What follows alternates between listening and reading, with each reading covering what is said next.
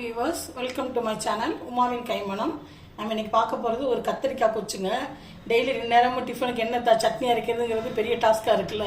அதுக்கு போய் இது ஒரு தடவை ட்ரை பண்ணி பாருங்கள். சுட சுட இட்லியோட சூப்பராக இருக்கும். வாங்க வீடியோக்குள்ளே போகலாம். பொருட்கள் என்னென்னு பார்ப்போங்க. தேவையான பொருட்கள்: கத்திரிக்காய் நறுக்கி வச்சுருக்கு, அதுக்கப்புறம் ஒரு நெல்லிக்காய் சைஸுக்கு புளி எடுத்து வச்சுருக்கேன், ஒரு 3 வெள்ளைப்பூடு, ஒரு 5 பச்சை மிளகாய் கீறி வச்சுருக்கு, ஒரு 3 தக்காளி பழம் நறுக்கி வச்சுருக்கேன், இது ஒரு 10-12 சின்ன வெங்காயம் உரிச்சு வச்சுருக்கு. இது எல்லாத்தையும் நம்ம குக்கரில் வேக போட போகிறோம். இது தாளிக்கிறதுக்குள்ளது. தாளிக்குள்ள வெங்காயம் நறுக்கி வச்சுருக்கு. வாங்க வீடியோக்குள்ளே போய் எப்படி பண்ணுறதுன்னு பார்ப்போம். இப்போது ஒவ்வொரு பொருளாக எல்லாத்தையும் எடுத்து குக்கரில் போட போகிறேங்க.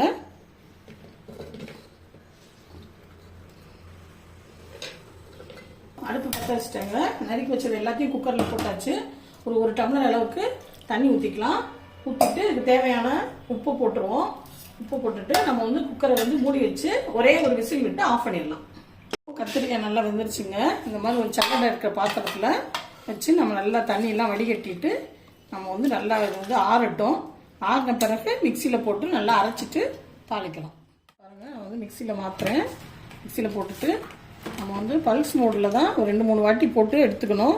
வலுவலுன்னு அரைக்கக்கூடாது. சும்மா மத்து வச்சு கடைஞ்சா எப்படி இருக்கும் அந்த மாதிரி இதை எடுக்கணும். அதனால பல்ஸ் மோடில் ஒரு 2-3 தடவை மட்டும் போட்டு எடுத்துக்கலாம்.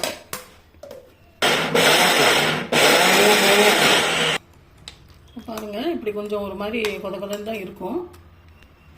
அப்படியே எடுத்துக்கலாம். எடுத்துகிட்டு படித்து வச்சுருந்தோம் இல்லைங்களா, அந்த கத்திரிக்காய் வேண்ட தண்ணி, அந்த தண்ணியில் இதை சேர்த்துக்கலாம்.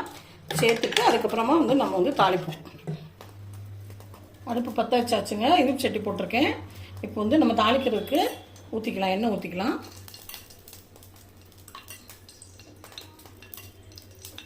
அதுக்கப்புறம் கடுகு போடணும். எண்ணெய் காயட்டும். இப்போது எண்ணெய் காஞ்சிருச்சுங்க. இந்த கடுகு உளுந்து பருப்பு போடுறேன்.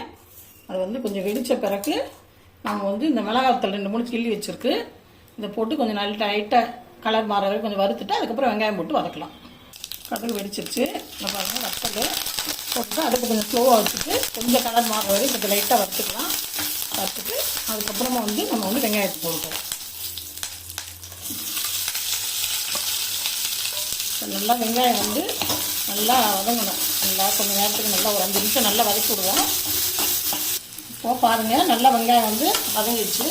இப்போ நம்ம அரைச்சி வச்சுருக்க கத்திரிக்காய் இதில் ஊற்றுவோம். ஊற்றிட்டு நல்லா ஒரு 5 நிமிஷம் போல் நல்லா கொதிக்கிட்டோம். பாருங்கள், இந்த கட்டி ஒரு கொதி வந்துடுச்சு. இப்போ நமக்கு ரெடி ஆகிடுச்சு கத்திரிக்காய் கொச்சு. நீங்களும் ஒரு தடவை ட்ரை பண்ணி பாருங்கள். பிடிச்சிருந்தா லைக் பண்ணுங்கள், ஷேர் பண்ணுங்கள். தேங்க்யூ.